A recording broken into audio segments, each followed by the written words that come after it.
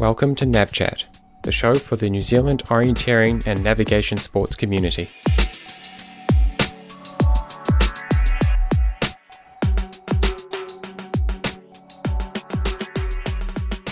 Hey Tom, how's it going?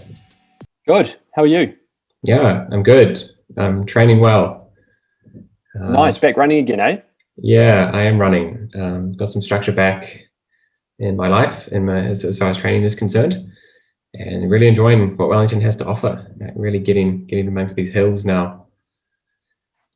But yeah, been doing some TV watching, of course, in the past month, with the Olympics on now, and walk on earlier this month. So we've got some... Perhaps the bigger event, World Orienteering Champs. Yeah, the big one. Yeah, so we've got some exciting things to talk about, given walk, and also some things to learn from it. So let's get stuck in. What have you been up to in the past month, training-wise?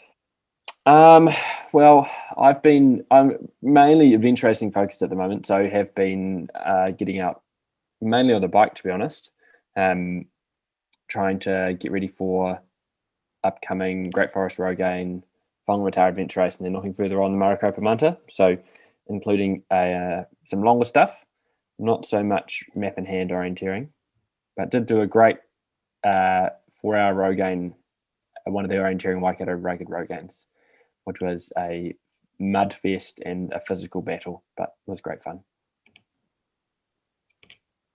Yeah, that's cool. And you I was going to show you one of my typical kind of training sessions, one that I like to do every week, maybe twice a week, and that's the hilly trails. And this is an example of one that I did from Porirua last week. And I mean, this is really what it looks like with the gradient there. And I just like to find these longer hills and do them not hard out, just at a steady pace up these hills, and just kind of lift my heart rate slightly, but try to keep it at a pace where I could still have a conversation.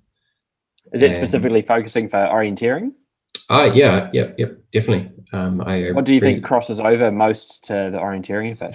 Same lungs, same heart, same legs, just giving them the miles, and giving them some time under just a little bit of resistance. So not just running on the road where you're effortlessly bouncing along, but you're pushing against gravity a little bit, which is the closest you can get sometimes to pushing against softer terrain. So better specificity in your training for your orienteering goals. It's not perfect. If I lived in Palmerston North, I'd go running in the soft sand dunes all the time, but we've got just trails here in Wellington, and just putting a bit of resistance to push against is really what I'm focusing on at the moment. Nice. Now, you talked a little about training with our guest this month. You managed to snag walk medalist Tim Robertson and have a chat with him about a few things, including his preparation and also his run at the walk sprint. Shall we jump across to that? Yeah, let's see what Tim has to say. Hey Tim, thanks for coming on, Nav. Yeah, I can hear you loud and clear. Cool. So massive congratulations to your race at the walk sprint. Yeah, thanks. Yeah, that was really cool for us to see. And I'd like to go back a little bit and just hear a bit about your build-up to walk, because obviously the season's been pretty strange for everyone. What was it like for you in the first half of this year? Yeah, for sure. It's been a pretty strange year.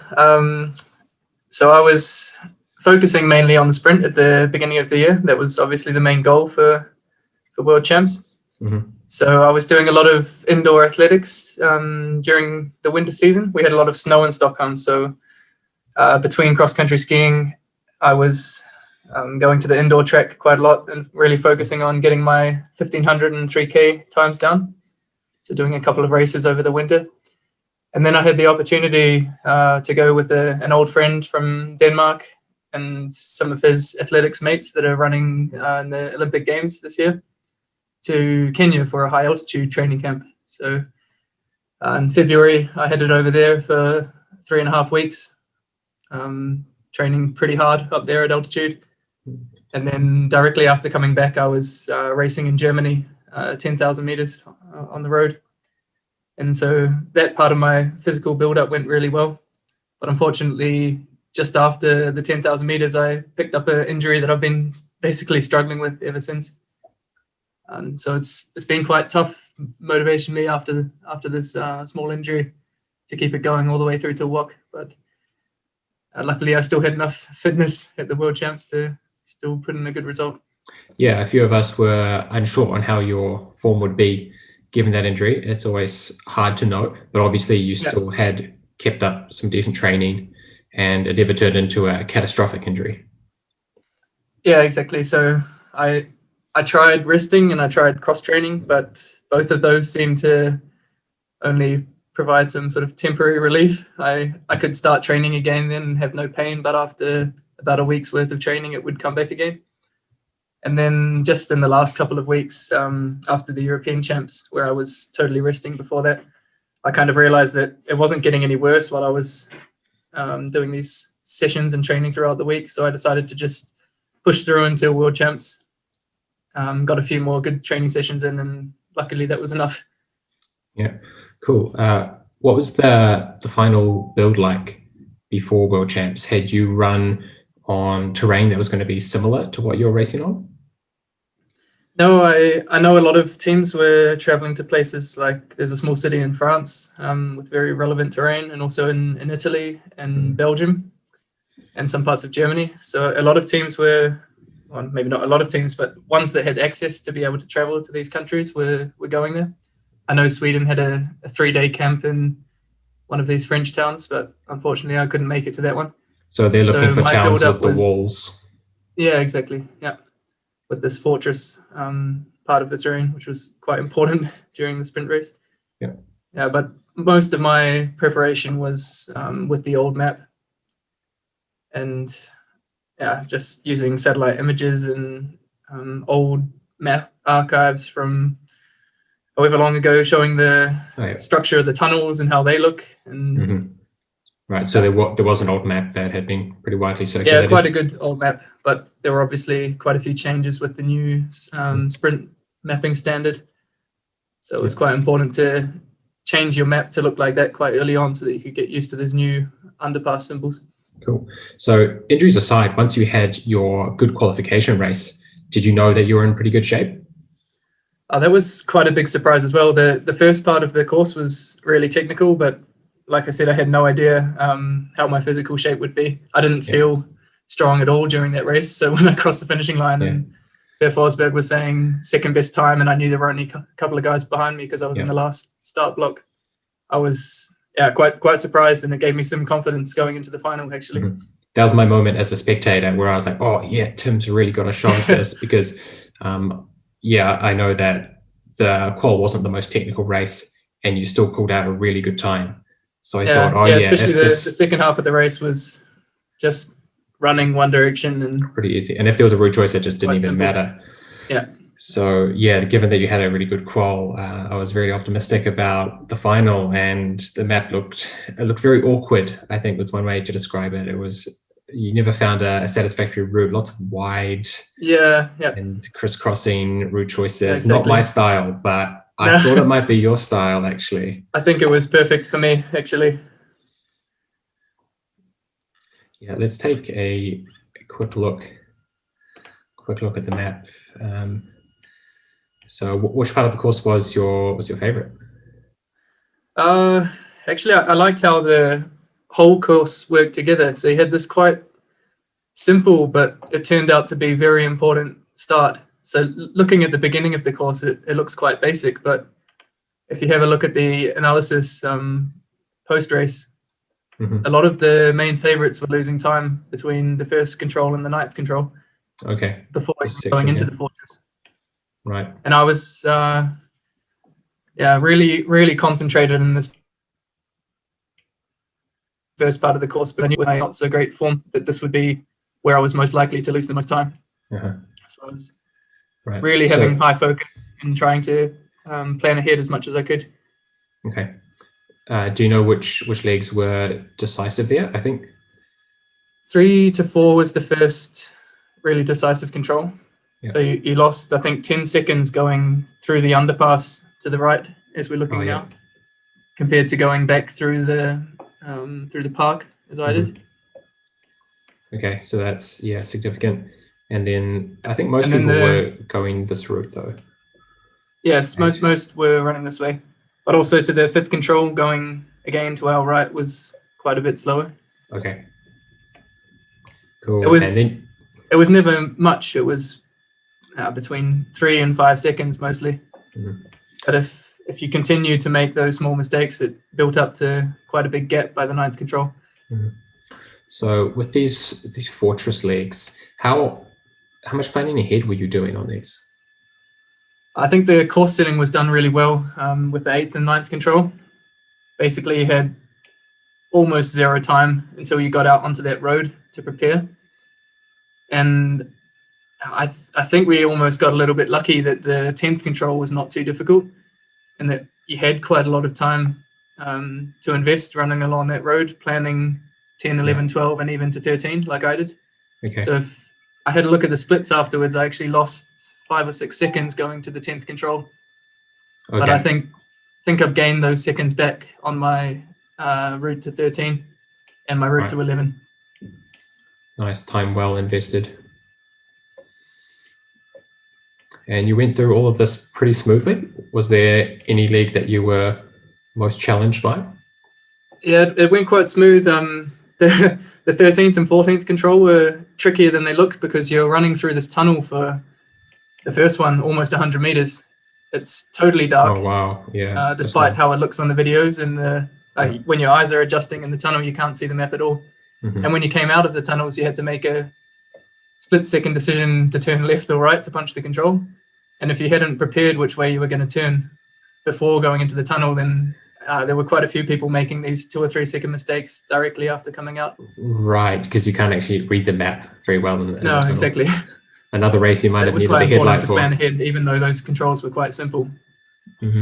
Interesting. And then I think the next tricky part was coming down to the 17th control. It doesn't look too tricky, but that was our map flip coming up there. 16 to 17 or 17 to 18? Yes, sorry, from 17 to 18. So I think that was one of the trickiest points for me was coming down the hill to the 17th control and trying to think about which way I should go to this 18th. And in the end, I decided to keep it simple and run around the outside. But there were a few split-second moments there where I could have almost made a huge mistake, like running down the right-hand side of the stream, for example. You can see my GPS does a little sudden twist to the left. To realize that you're all the way down here and you've got yourself on the wrong side.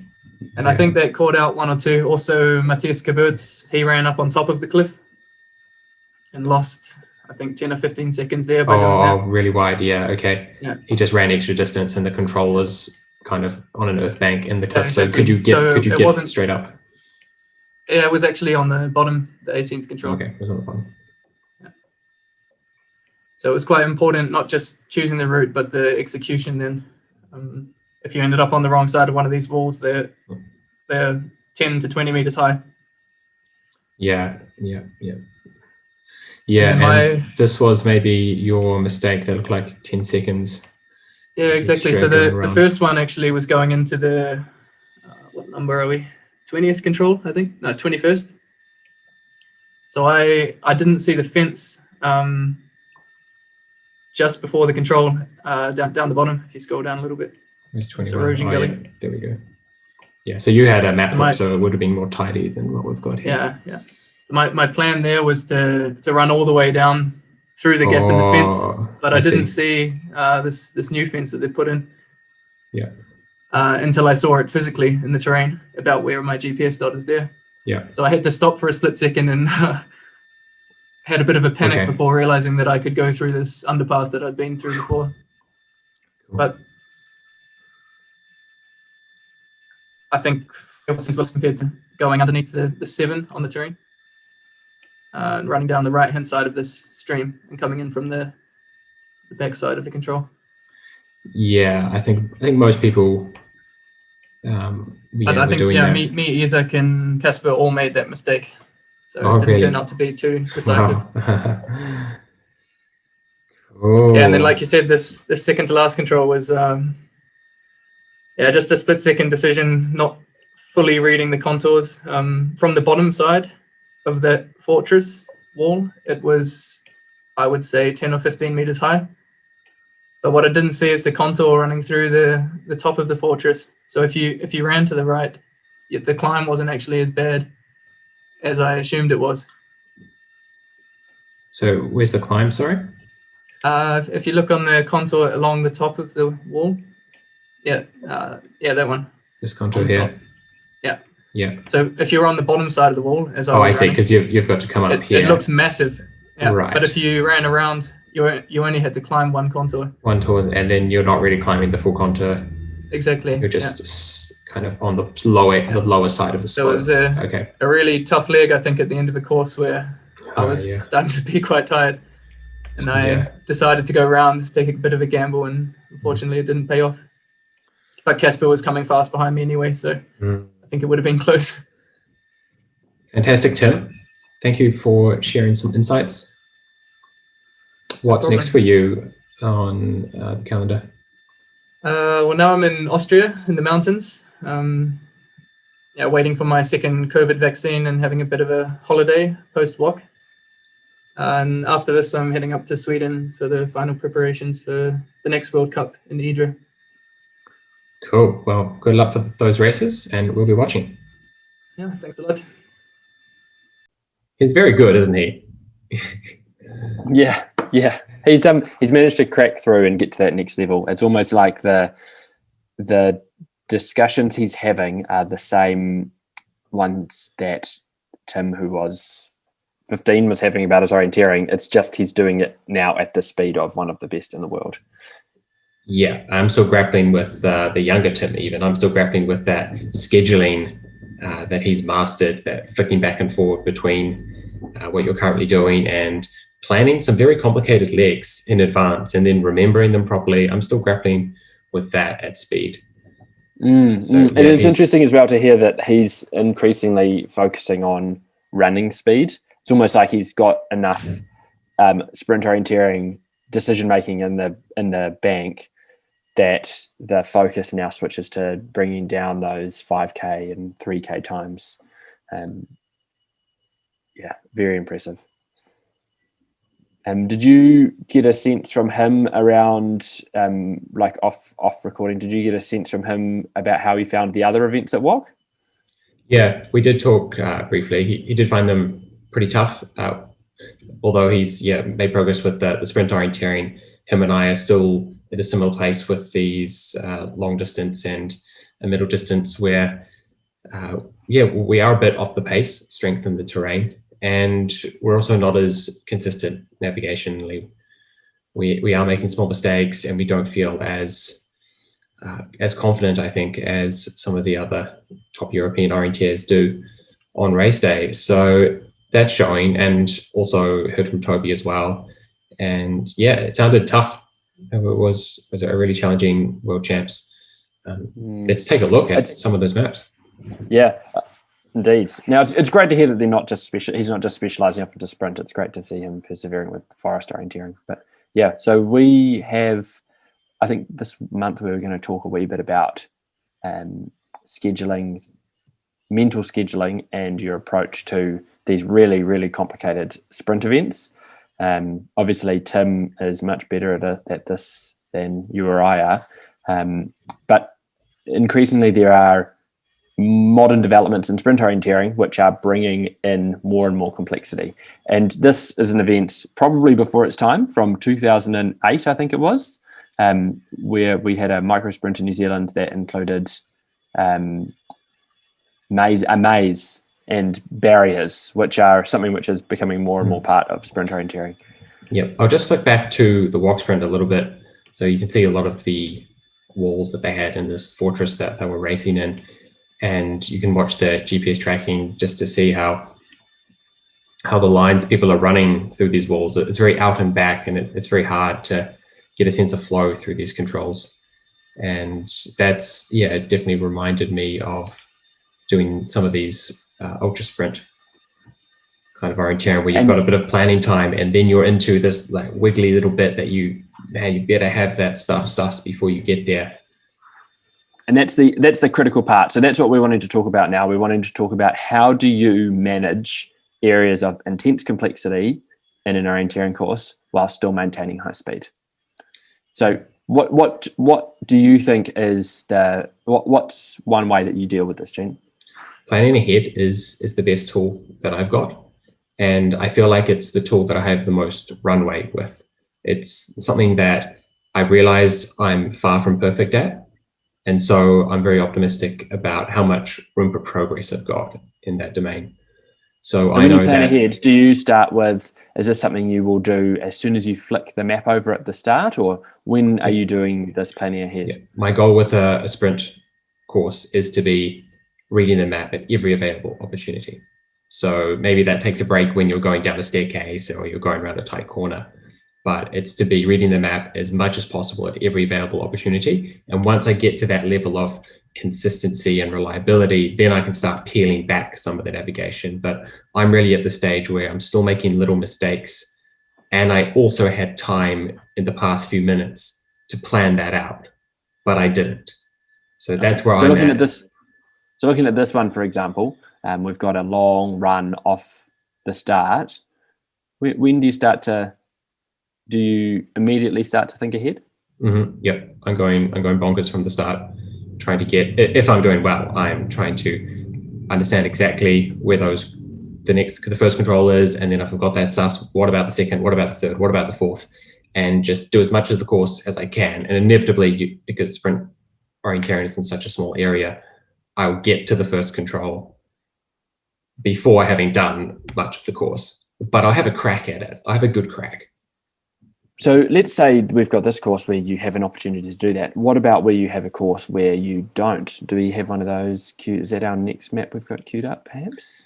Yeah, there often is an opportunity. And I think the hardest of sprint races are those where you don't have an opportunity, where it's just gung-ho the whole way. And Tim is so good at those. That's when he got some of his breakthrough races in World Cups in Europe as a senior, was just on the most technical maps, and suddenly he would be up there into the top 10 when usually he'd be in the top 20 or 30. So let's move earlier on this map so we can see the beginning of it. So we've got a race where we've talked about if you have the opportunity at the beginning, you start straight away with your planning ahead. But as you can see on this map, there's not really an opportunity. You punch the control and then you're immediately faced with a complicated set of controls. Do you have any strategies that are useful when you can't turn your map over and immediately plan ahead? So I'm still trying to plan ahead, but at this point, it has to come at the expense of some running speed. If you can plan ahead at full speed, do it. If you can't plan ahead at full speed, then sacrificing the planning ahead, I don't know if that really saves you much. You've got to plan at some point. And if you plan after you've punched 13 and you haven't worked out 14, then you're costing yourself time then. And when you say plan, are you breaking it down to the extent that you are thinking, all right, so 14, I'm going to exit around one building, through a small gap between two buildings, past two trees, looking for a wall? Is it that much detail you're planning ahead in? Or very much. With sprint orienteering, very much those details. Whereas in the forest orienteering, you can get away with being a bit loose. You can leave the control on a compass bearing and suss it on the way. Whereas in a sprint race, there's often not a direct line. Leaving a control in the rough direction is still 50-50, whether you're getting it right or not. So in the forest, you might see me being a bit loose and planning on the go. I don't think that's great in sprint orienteering. I think I've got quite a different approach from you there. I'm one to plan ahead, but I would advocate more for an approach of as when you flip over the map, an initial scan so that you can identify any obvious traps, but also have a chance to identify some times when you'll be able to schedule some planning ahead time. So for me on this course, for instance, I would flip my map, grab my map at the start triangle. I would have a brief look and identify that 16 to 17 is going to be a time when I'm relatively free cognitively. And so I would do minimal planning on 13, 14, 15, and it would be at 16 that I would start to plan ahead. Mm-hmm. And then if we scroll down to the bottom part of the map, yeah, I think just for comparison, I think my approach would end up doing that because there isn't much time to plan ahead prior to that. So I plan ahead when I can. Maybe there's a bit of time to plan from 13 to 14 when you're running across the tarmac. But yeah, I'm gonna be doubling down on 16 to 17 as a planning leg as well. But maybe not knowing that in advance, just taking it as it comes. Yep. I think it's important. I think people probably are, and orienteers traditionally are guilty of like, I'll navigate harder, I'll plan ahead more. Mm-hmm. They're both really vague terms. So I think that trying to be specific around what you're actually doing on a leg means that you have the mental space to do something. We only have a limited amount of cognitive space at any one time. If you are requiring some of that to interpret buildings, to get used to the distance, all of those things at the start of a course, then it's not the time to schedule planning ahead. You need to unload your brain from excess problems, excess challenge, so that you're not overloading an already stressed brain. Mm-hmm. And so I would probably more so than you be deliberate about the fact that I'm not explicitly not planning ahead at the start and saving my planning for later on. Cool. And then in terms of the planning that I would do is I would probably be less focused on I'm going to go left around this building, right around here, and more focused on scanning ahead for possible traps. So for instance, the big trap here is 22 to 23. Absolutely. And if you haven't seen the trap, pause this video and look a little bit closer. Yeah. That's what you would want to immediately identify. There's also the potential, to my eyes, 19 down to 20 has a few narrow areas as well, and it's multi-level, so another trap. And then the final thing with this is like that map administration, the mini crossovers of the legs. Mm-hmm. So my thoughts when I'm planning ahead is I would be like, okay, spot the traps. What are the other risks, including like making sure I'm going to the right control each time, and then put my head down and try and make sure that I was ready and feeling clearer in my head when I got to 19, so I could rapidly decide on my route at that point. Yeah, I like it. I think you make a lot of sense. And to anyone listening who wants to play around with these ideas, then yeah, you've got to get some training going and firstly see where you're at, what are your predispositions, and then actually put some of these strategies to the test and see if they help you when you're against the clock. So should we have a look at some of the training things that you might like to use to stress out some of these? Sounds good. Systems. So this is the punching grid. Most of us have probably done something like this at some stage, those who've been around for a little while. And if you haven't done one, then this is easy to set up. And I can show you quite quickly how to set it up. So this is what I've got on OCAD. I've actually just used the boulder symbol. I just made a grid of boulder symbols. And in reality, each of those boulder symbols is going to have a control there. It's going to have a flag. Nah, maybe not a flag. Use flags if you're feeling cool. And there's a sport ident box on the control. So it's a full kind of simulation if you want. So you can use it with sport ident. And then what I'm doing on top of that is making courses just out of each control box in the grid. And you can make some simple ones. And just printing these out on an A5 piece of paper, and you flip it over at the start triangle and you go around, punch these things as quick as possible. You're changing direction really awkwardly. You've got this map that's easy to rotate that you have to keep orientated correctly. And these controls are maybe only 3 meters apart on the ground. So that gives you some perspective as to how small this setup is. You know, it's only meters across, tens of meters across. So it's very frantic and very rapid. And that really puts you in the heat of the moment, just like what happens in some of those sprint races, like what Tim was doing and like that maze in the ultra sprint. So less of a chance here to plan ahead and more around rapid decision-making and map interpretation. Yeah, there's definitely rapid decision-making, but at the same time, you've also compressed the planning ahead. You've got to, it's kind of like how catching features the orienteering game is at 4 times speed. So you've still planned ahead, even though it's so frantic, but everything's happening just for a quarter of the time that it would in the real world. So I'm planning 1 and 2 while I'm running to 1 on this one. And you're doing this very quickly. And so you're getting this rapid practice about going from planning to executing to planning to executing and stressing out that mental scheduling. The other, that's great practice at punching speed as well. If Sport Ident Air, if we have old school Sport Ident. Another session I think that can be quite useful for planning ahead is sprint intervals. So if you have you can use any, it can be an old sprint map, could be anything, could be a course, you don't even need to have made it up. But it's saying you will do three legs full speed, or you could start with your 1 leg planning, 3 leg full speed, 1 leg rest. So for instance here, you would, from 19 to 20, you would go at a moderate speed, planning ahead, and then 21, 22, 23 would be full speed, and then you jog, not looking at your map, to 24.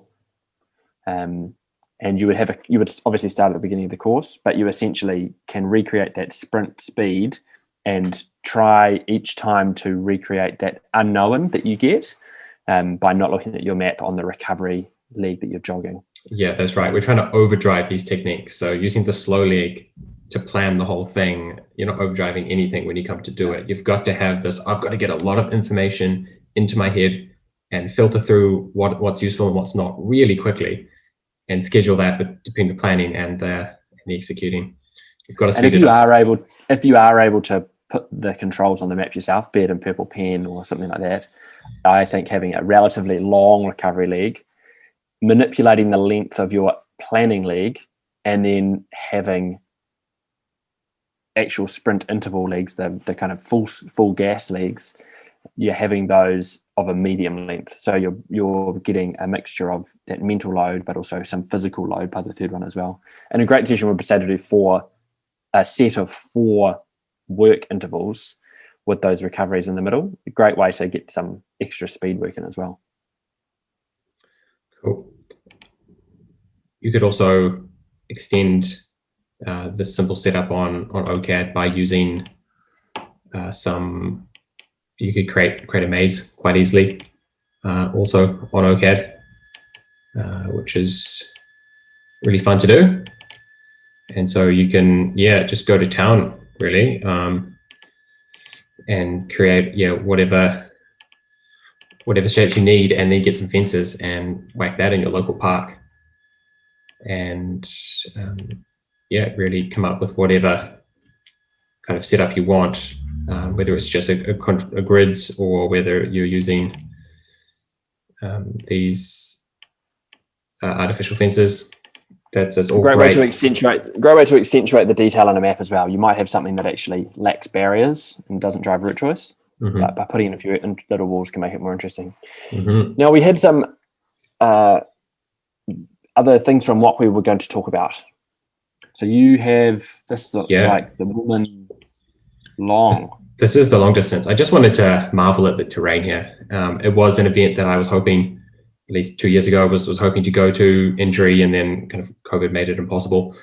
But this was something I was really excited for, and the footage of the terrain was just wonderful. Blueberries on the ground, these big cliffs, a mix of forest as well. There was some beach, some pine forest, just absolutely amazing terrain. And I just wanted to take a little time to show some of the viewers what these long distance races really look like when the field really splits up around a lot of these legs, and how they're seeking the tracks, really trying their best to find the faster lines in the terrain. And there's a lot of track running going on in these long distances overseas, and maybe we don't appreciate that quite so much in New Zealand. A lot of these races, you're really going wide to avoid the hills and keep the speed really high. and you can see just how wide a lot of these legs are. And again, from 6 to 7, the field's really just splitting very evenly around this very hilly, very rocky terrain in the middle, and using the tracks. So big announcement to any young ones hoping to race overseas. There's a lot of track running, a lot of these races, and a lot of very precise cross-country navigation as well. But you're flicking between these two quite different modes of running really fast on the trails and then nailing the moment that counts. Speed control and knowing your attack points and things like that becomes really important. Yeah, it does become really important to maintain the speed. And it's not to say that it's a runner's course. Like the controls are all extremely challenging to navigate to, but you need to be able to not take a dumb route. Yeah. What do we have next? We've got this is the men's long distance, and again, people check this out. You can see the links up there. There's 1 to 15,000, so it's a big old long distance. Yeah, it is a big long distance, and the terrain just looks amazing. And I can spend ages playing around on these GPS routes, and I'd encourage viewers to do that as well. You can go to orienteering.org, the IOF page, and you can see the links to the GPS tracking there from WOC, and play it through, see what options a lot of the best orienteers in the world are taking. And you can, if you right click, you can mass start from here, so you can compare everyone from 16 to 17 and see which ways were fastest and which ways were slowest. Nice. Great way to look for different route choice options as well. Think about what you might do and then see what the world's best do. This is one example which I've checked in there and wanted to talk about, and talking about route choice. Watching the battle at the lead. This is the men's relay, last league. It's crunch time. We've got Norway, Sweden, Finland, and in a lead bunch with Ukraine, the Swiss, the French not far behind.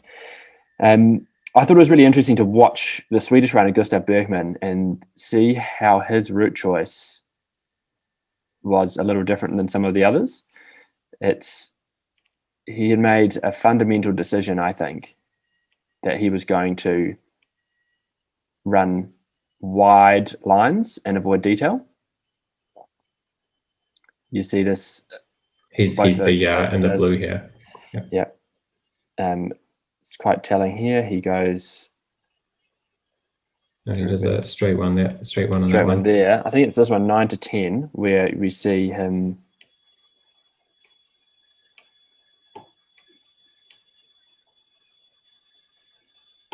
No, he does straight on a few of them.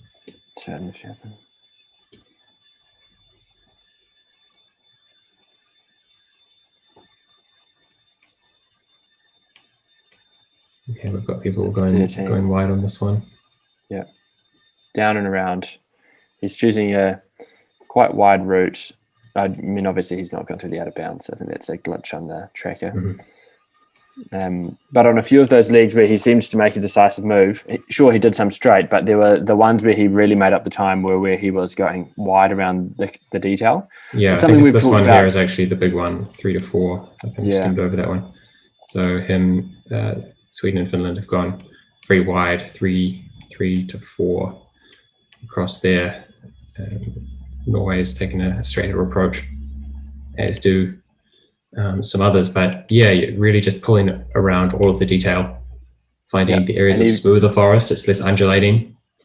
Yeah, caught up a good amount of time on Esker Kenneberg for that, which probably proved to be decisive in the end. Closed the gap right up and allowed him to get that gold medal for Sweden. Yep. So if we can look at the gap, before and after these legs. So Norway has a 1 minute. A tail there, and we've shaved a bit off that. So don't be afraid to go wide. Yeah, don't be afraid to go wide. I think this is especially relevant in some New Zealand terrain. We look around lots of the counties Manukau maps, areas which have lots of rock detail. It's not just the detail you want to avoid, it's the runnability you want to avoid as well. So I thought it just emphasized to me that going around is sometimes a really good option, hunting out that runability, but also giving yourself a rest from all the detail. Mm-hmm. Yeah, it was definitely this one here, 5 to 6, that was really decisive. Yeah. So it's 45 seconds there, and then they're coming together. They had a slightly different split, so you could argue that maybe that's the difference, but I think he's definitely gone more distance to go out to the south. Yeah, for and sure. is moving, has done that split faster. Yeah, and then they're together. So yeah, really well done to spot the wide route choice when you have this urgency to go directly to the control. Especially in a relay. Mm. Right. And there's something else from what you were going to talk about. Yeah, there was an article on Orienteering NZ discussion earlier this month. And I think it's great that clubs don't have to reinvent the wheel. We've got some experienced members of the Orienteering NZ community who have done a lot of big major events in New Zealand, and they are giving some information from their experience about what kind of papers and waterproof papers you should be using, and when is it best to use waterproof paper as opposed to normal printing paper and plastic bags to help protect the maps. And this was especially relevant because once again at World Champs we've had a large error happening, responsibility fully with the organisers, where the ink has come off the waterproof paper in very wet conditions. And this happened to us at World Champs in Sweden 5 or so years ago. I was racing that long distance and I was losing ink off my map, and fortunately nothing in an important part, but some people lost important controls they had not done, were wiped off their map. And it's super sad to have orienteers working really hard and then not having a chance to prove themselves on the day because halfway around they lose the last 3 controls of their map. And ultimately people got through by following, and that also happened this year at WOC. There was a lot of rain on the day of the relay and competitors started losing printing off their map. And yeah, it was very disappointing. It would have been a total headache for the organisers, but it's pretty important to get that stuff done right. So learn from the experience of some of the writers of this article here. Nice. There's also some coverage of the WOC areas. So we have a bit of a look here about what this fortress looks like from the aerial view. Pretty spectacular, pretty different kind of terrain, something that I certainly haven't run in anything like that. And Tim's comments about how dark those tunnels were, that was pretty funny. I never considered that before in an orienteering course. And there's also a bit of a look at what the middle distance looked like.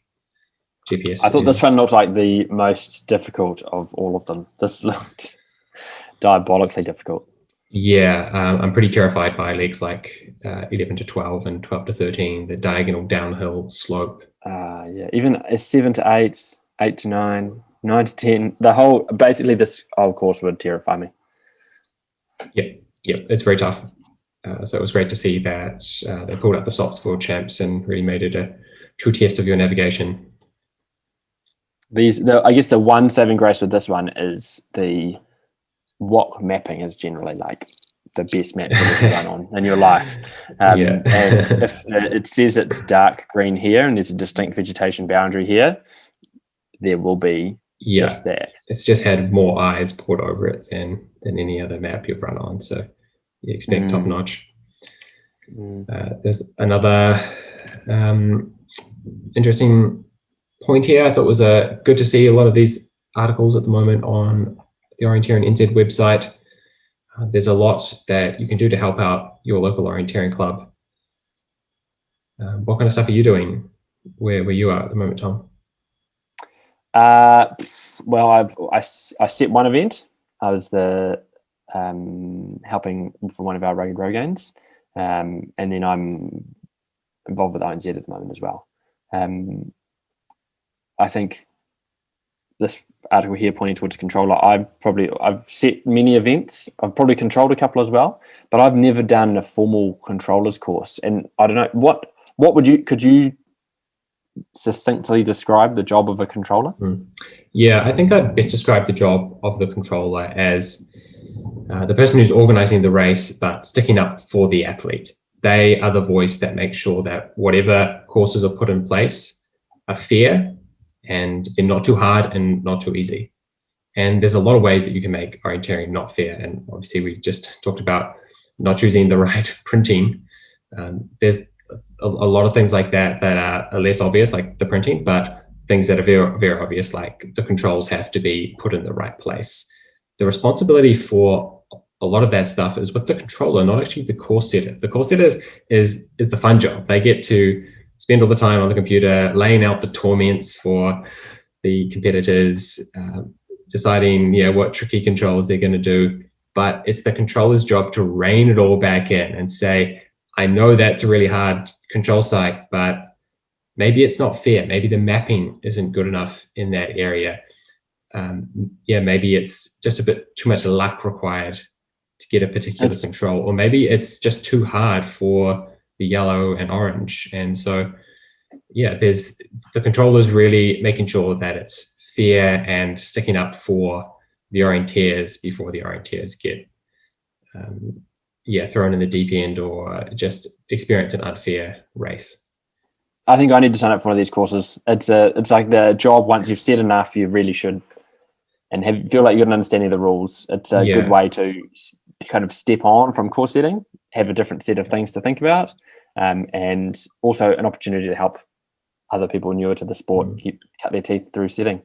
So I definitely see it as a step on from the course setting. And I think I'm at the stage now where I have to sadly forgo a lot of the course setting and do the controlling, because that's where I'm at. And I can help other people start their course setting journey and bring them up.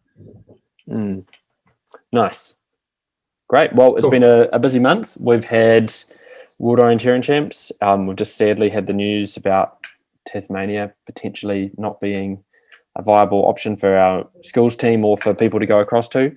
So we'll have to refocus on orienteering New Zealand. Is there anything that you are particularly looking forward to in the latter half of this year, Gene, orienteering wise? Yeah. I'm still waiting for a more official announcement from ONZ exactly what the situation is going to be. And of course, I've got to do some risk calculations based on whether I want to go to Tasmania personally. So I'm still busy thinking about what the rest of my year is going to look like without Australian champs, which was the big goal. So I'm in a point of limbo. I've got Kepler Challenge in December to look forward to. What about Tuaraki North Orienteering Championships, the Auckland Orienteering Champs? Yeah, so I'm being held by Bad Plenty and Taupo. They'll be good. It's closer because I'm in Wellington now, so that's getting closer. We're looking for opportunities to do orienteering for sure. I'm keen to push myself and do some good performances in orienteering races. I'd especially recommend the Interclub Relay, which I am actually controlling for the first time. Right. Yeah. Okay. I'll check it out and make sure that I can get that weekend liberated for orienteering. Cool. Great to talk again this month, Jane. See you, Tom. All right. Bye.